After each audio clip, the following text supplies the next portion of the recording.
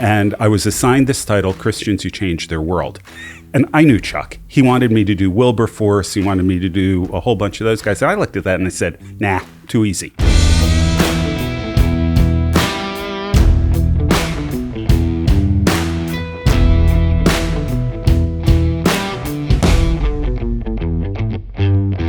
The book of Hebrews makes no distinction between the faithful who won and the faithful who lost. All Scripture said is they belong to a distinct group of people of whom the world is not worthy.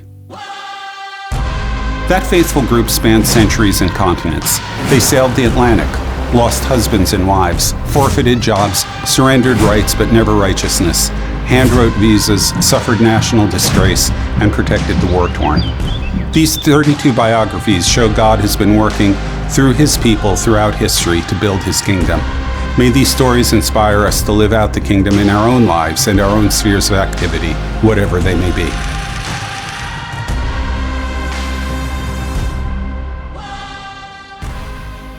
All right, so I'd like to welcome Glenn Sunshine to Moscow again. Good to have you here. The occasion is that Canon is preparing to release a new book of yours, 32. And what a cryptic title. Well, the full title is 32 Christians Who Changed Their World. Okay, but the 32 is going to be big on the cover, right? I think so. All right, so 32 Christians Who Changed the World. Are these, who are they? Are they Christians we already know, or Christians, obscure Christians who changed the world? And well, the book originated, to answer that, I need to back up a little bit. The book originated in a lecture I gave for the Centurions program under Chuck Colson. And I was assigned this title, Christians Who Changed Their World. And I knew Chuck. He wanted me to do Wilberforce. He wanted me to do a whole bunch of those guys. And I looked at that and I said, nah, too easy. Yeah. So what I wanted to do was pick a bunch of people that either nobody ever heard of, or they didn't realize they were Christians, or they didn't even connect the fact that their Christian faith led them to the contributions that they made. Yeah. To show the way that a Christian worldview, was under Chuck, a Christian worldview can affect pretty much everything. That it can have, it can help you in the sciences, it can help you in education, it can help you in the arts, it can help you no matter where you go. The Christian worldview applies. Right. And Christians can do great things if they simply live out their faith in whatever their calling is. I'm fond of saying that your theology comes at your fingertips. And if it's holding the helm of a ship, or a painter's paintbrush, or doing math problems, whatever your fingertips are doing, your faith in Christ affects that. Exactly. Right. So, and you wanted to pick Christians who made a significant contribution, but whose contribution was overlooked somehow or not recognized. A lot of them were people nobody had ever heard of. Some of them were people that that they did know, people like Johannes Kepler or someone like that, but they didn't understand that what Kepler did came out of his faith. So it was a sort of a mix of those things, but most of them were people who were completely obscure. Okay, so let's zoom out for a bit and just talk about your interest in biography generally. You've obviously written these biographical sketches of these people. You read a lot of biographies. How has reading biography affected you? Well, I think that the great thing about reading biographies is that it can take you out of yourself. It takes you out of, I'm an early modern and medieval historian. It takes you out of your time and place. And if it's a well-written biography, it shows you the world in which the person lived. It opens up new ways of seeing the world, new ways of thinking that are very different from ours. And along with that, it can be tremendously inspiring as you take a look at what these people did with their lives. Because the fact of the matter is, some of them are flat out geniuses, but a lot of them are just sort of normal people who are living out their faith in creative ways in the particular calling that God gave them. I'm not sure who it was that said the past is a different country. They do things differently there. Yeah.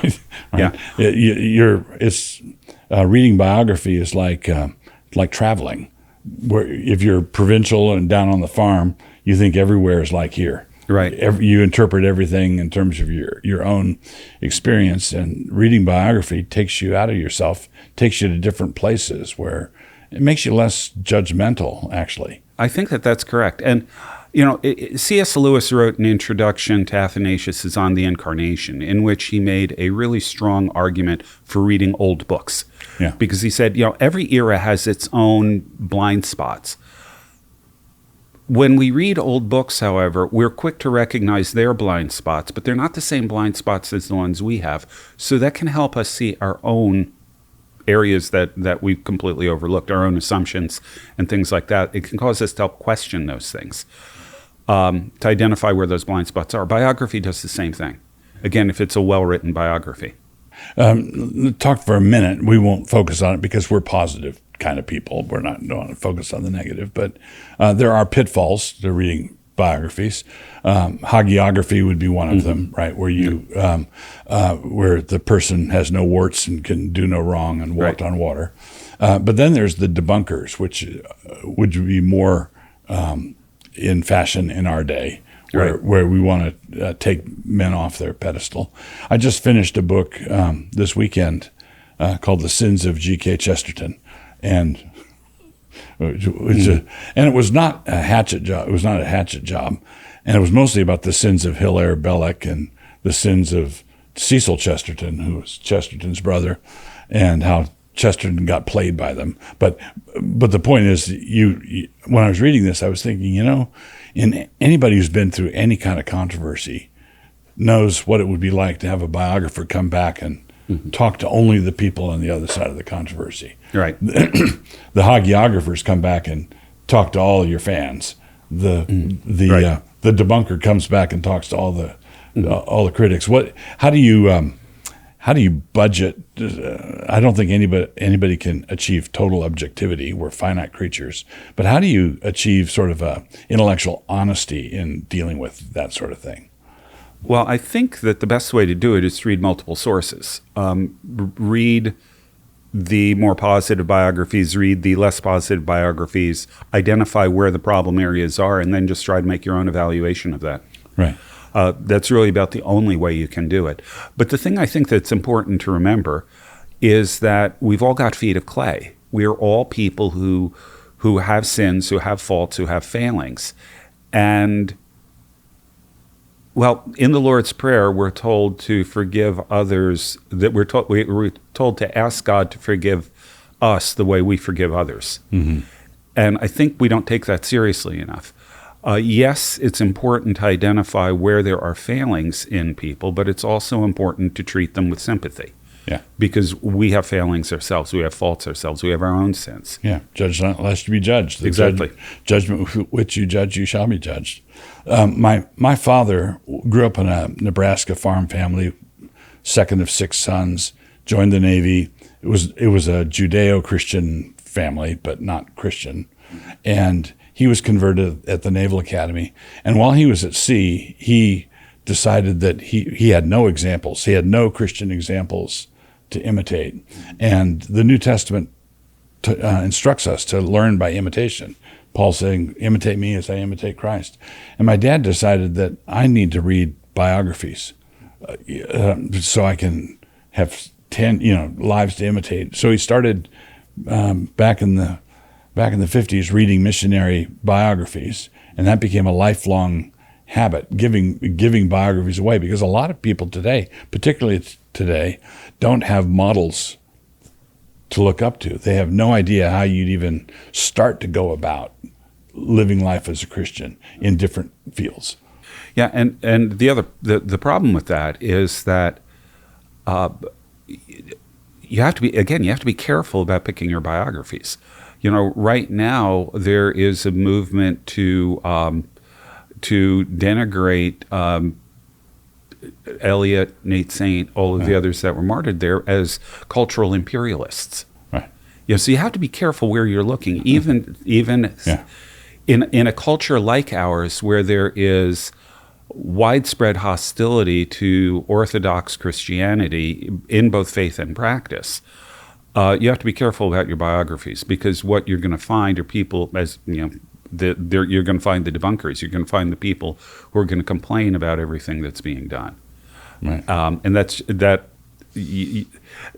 this again is one of these places where worldview matters. You've got to understand the worldview of the author. They've got a particular agenda that they're pushing, which is true of most biographers. They've got a point that they're trying to make. I don't know if there's an answer to this question, but do you have a favorite biographer or a favorite biography or any biography that you've read that you found was really striking or affected you? Peter Brown on Augustine. Okay. It's probably the single best biography of Augustine out there. And that biography, in a lot of ways, helped my faith because it helped me to think through a number of issues that when I read it, I was struggling with those. And they paralleled in some ways some of Augustine's ideas, and Brown's explication of those really helped me to think through and understand some important issues I was facing at that point. Yeah. That's a good biography, but I wouldn't be in a position to judge it because that's the only biography of Augustine that I've read. But I landed on my feet. By consensus, that is the finest biography of Augustine out there. Okay. Any particular? You said your field is medieval history. Any particular era that you gravitate toward? Well, my doctoral work was actually in Reformation. Okay. But I did a lot of my grad work in medieval as well. I actually find myself attracted in a lot of ways to the early Middle Ages, and particularly to the Irish saints. Okay. I find the Irish saints an absolutely fascinating group, and they had their faults certainly, but they did a lot of really amazing things and made a huge impact on culture that's been largely forgotten. What do you think about? Let's talk for a moment about popular biographies and scholarly biographies. You mentioned the Irish saints, Cahill's How the Irish Saved Civilization. Does that do good things or bad things? Both. On the whole, I think it's a good book. Even a casual reading, though, you can find he's got certain axes he wants to grind. Right. He argues that the English have suppressed all knowledge of Irish history in this period. It's simply not true. He doesn't like Augustine. There are a number of things like that I think he messes up on. But overall, the thrust of the book is really good. It gives you a good picture of the sweep of things that the Irish saints did for Europe.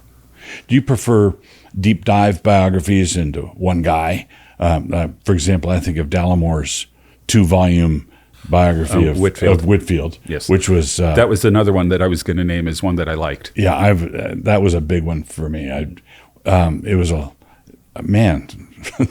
So that was a deep dive into one man's life and the people immediately surrounding him, as opposed to, let's say, someone who writes a history of Christianity in 18th century England. What do you have a preference? I think, again, it's one of these things, both of them have value. It depends on what I'm looking for at the moment.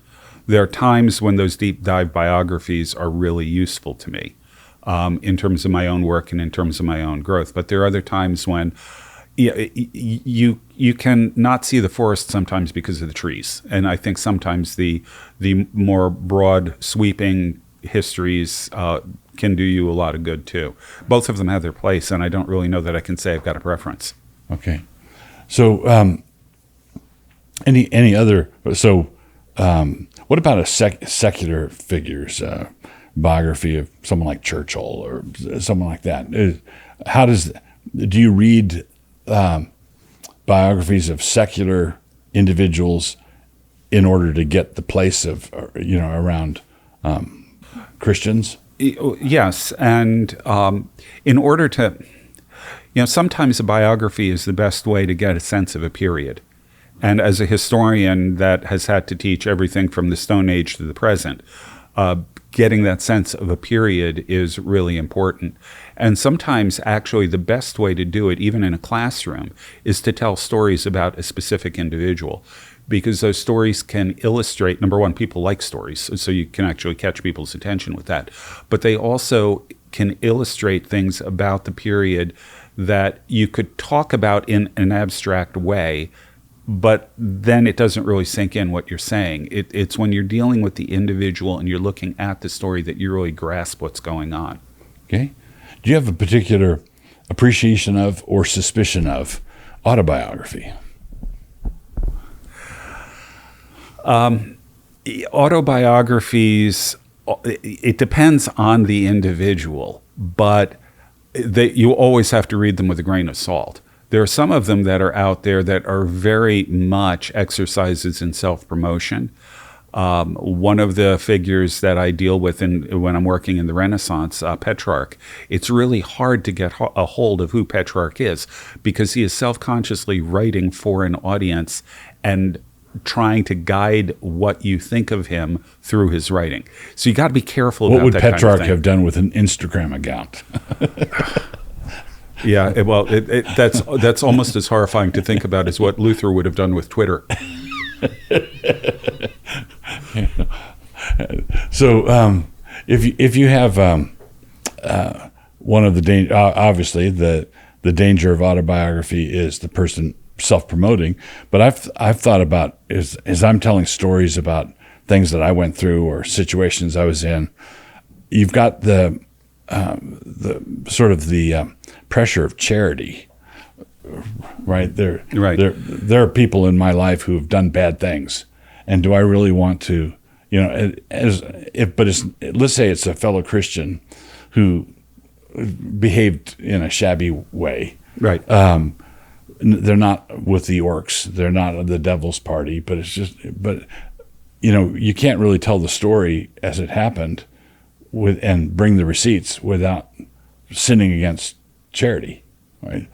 I've also worried sometimes about going back to reconstruct what happened and going through old files and looking at letters. But I know that a number of letters I've composed I never sent. Yeah, actually, you're in good company. Abraham Lincoln did the same thing. Right. He wrote letters to generals basically berating them for their inaction during the Civil War, and he left them in his desk and never sent them. Right. Yeah. to mislead the careless historian. Yeah. Now the other side of this, I gave the danger in autobiographies, but the other side of it is that, again, depending on the person, if the person isn't writing simply for self-promotion, which some of them, Ben Franklin did this, Petrarch did this, a number of people did that.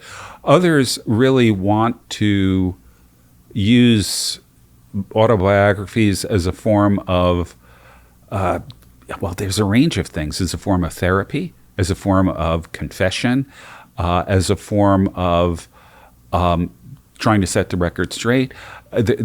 In many cases, though, they can give you a really important insight into a person and into the way that they think. Right. And so there's value there. I don't want to just focus on the negative. Again, it's one of these balancing acts. Yeah.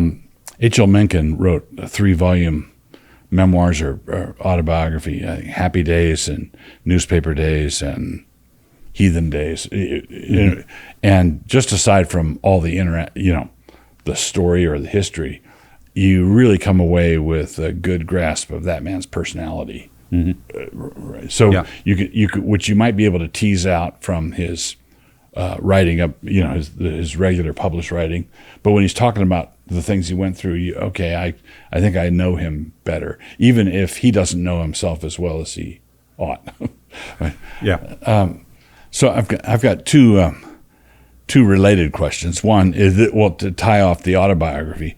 One of C.S. Lewis's friends said that Surprised by Joy ought to have been called Suppressed by Jack. So he told us he was telling his spiritual autobiography, but some of his friends said, "Hey, there's a whole lot more going on." Right. And again, that's one of these things you got to discern the person's purpose. Yeah. But speaking of C.S. Lewis, a question came up some years ago in one of my classes about where the collected letters of C.S. Lewis, 3 volumes, are out there, and I had students reading them. And the question arose, is this decent? Is this okay? Reading other people's mail. It's sort of like nobody thinks much of grave diggers, but if it's old enough, it's archaeology. Right. Right. Yep. Worse, grave robbers. Yeah. Grave robbers, grave diggers, archaeologists. If you came across the letters of someone, some Roman merchant writing to his wife 130 AD, it's like you're an archaeologist. Right. But if you're reading Lewis's letters to people, some of whom are still alive, what's your take on that? Well, in the case of people who are letters to people who are still alive, you need their permission. That's just an ethical level. Past that, I don't have a problem with it. I'm a professional historian. Letters are really important in order to do history. And so I don't see that there's necessarily a problem with it. Again, if there are living people who are involved, or maybe their children or something like that, you need to get permission. Right. But other than that, I don't see that there's an issue. Other than that, it's fair game. So, and people who are public figures really ought to know that someone's going to go through your hard drive. And the letters are really interesting as a source because people do two things that I think are important. One of them is they put their guard down. They tell you generally what they really think, if they're writing to someone that they know, particularly. The other thing, though, is if you have the correspondence on both sides, someone like Lewis, I imagine, had people writing to him all the time asking questions. Yeah.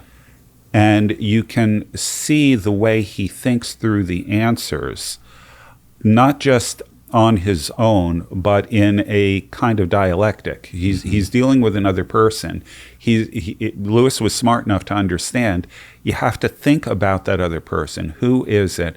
How are they going to take what I'm saying? And if I don't know them, you have to be even more careful. But you begin to understand not just the thinking, but the way the person interacts with others, which tells you a great deal about their character. This is just a practical question from someone who's not a historian in terms of professionally. I can understand how the estates of important people would save the letters of George Washington or save the letters of Lincoln. But I've seen histories and biographies more recently that quote letters of regular folks. Is there a regular folks library? Well, how are those preserved? How do you get those? Well, families will find them in their attic and donate them to the local library or the local historical society. Okay. I had students when I was teaching in Connecticut, I had students doing projects. I did a course called War and Society. It was a senior seminar. And I had students going into local libraries and archives and doing projects based on the letters of specific individuals that were included in those archives. These are just typical, farmers, merchants, what have you. So my father passed away last May. He was 94. Maybe 10 years before that, he was winding up his affairs. He asked me one time, what should I do with the next stage of my life? And I said, write your autobiography, write down all the stories. My dad was a storyteller. He couldn't come back from a trip without stories. And so a bunch of the stories we had heard over and over and over in sort of family lore. Mm-hmm. But it's also interesting that we'd get details of them wrong, or the stories morph over, right. The stories morph or whatever. And so we have a weekly Sabbath dinner. And so my dad would handwrite his autobiography, and he'd give me another stack, and we'd transcribe it. And it was published as his autobiography, Grace Upon Grace. But this is a wonderful exercise for families to do with the elderly in their families, is get the stories down. Yeah. Right. Get the stories down. I think that's really important. Even if it never sees the light of day in a biography, it's just something that you can print on demand. Publishing is such that families can just pass family lore down. My mother went to work when I was 5 years old, when I went to kindergarten, and my dad was working, and so I was largely raised by my grandfather in practical terms. He's the one that, when I came home from school for lunch. He was the one who made lunch. He was there when I got home. All of these kinds of things. My grandfather lived in Central Europe at a time when he remembered town criers going around with a lantern and a halberd at night calling the hours. He died when I was too young to appreciate what he had. Right. And nobody recorded the stories. Right. He wrote a little bit. He had some literary pretensions, which is how I know about some of these things. But it would have been so valuable, and it would have meant so much to me, to my kids, to have recorded those. So it's really important. My son Nate, both with my dad and with his other grandfather, set up a camera and interviewed. He went up to Coeur d'Alene to interview my father-in-law, like 2 days of tell me the stories, tell me the stories, tell me the stories. Got it all down on tape so that he could distill it later and just make a record. Right. And that may be even the easier way to do it. Just record the stories. And it's easy to do on your cell phone these days. Yeah. All right. So let's bring this back to the most important topic for today, which would be your book. Right? So if you're interested in these things, and you really ought to be interested in these things, you can order the book now, 32 Christians Who Changed the World. There's been a spate of books recently that have addressed this topic of try to imagine the modern world untouched by Christianity. Tom Holland's Dominion was one. Another book called Under the Influence, the impact that Christianity has made. And I would want to argue that the difference has been not a trifling difference. It's massive. I did a book years ago called Why You Think the Way You Do, which largely traces the rise and fall of Christianity in shaping culture. Right.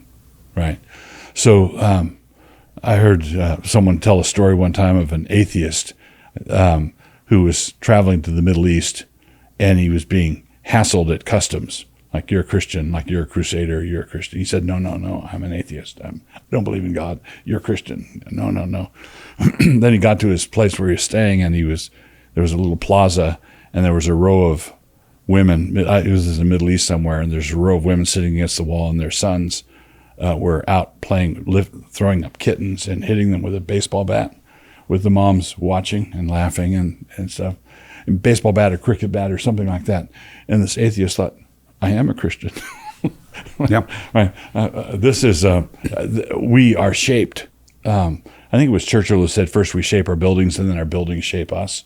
Well, the Christians shaped the culture we live in, and that culture shapes non-believers down to the present, even with the repaganization of our culture proceeding apace. That's Tom Howard's Dominion. He's an atheist. Or, well, by this point, I'm not sure he's an atheist anymore, but he, as an ancient historian, he could not recognize the people in the ancient world because the level of just sort of callousness, cruelty, disregard for the poor or the weak, all of those kinds of things. He said, look, I've been shaped by Christianity. Right. And so just on the spread, your book, 32 Christians Who Shaped the World? Changed the world. You're covering Christians across the waterfront. It's like in the arts, right? In science, in math, military, any military men? I don't think I have any military in there. Okay. I've got a Viking, though. Actually, I've got 2 Vikings. 2 Vikings. That's as good as military. Yep. Which Vikings? Leif Erikson and Gudrid the Far Traveler. She's a woman who actually knew Leif Erikson. Okay. All right. So if you want to read Leif Erikson's testimony, then this is the book for you. And the other thing is that we've got Christians from China, India, Japan, South America, along with Europe and North America, and actually a Syrian Christian under the Muslims who was responsible for translating a lot of the medical texts from Greek into Arabic that then passed into Europe. So we're talking about actual multiculturalism instead of the pretendy kind. Yep. I even have a Mongol. A Mongol.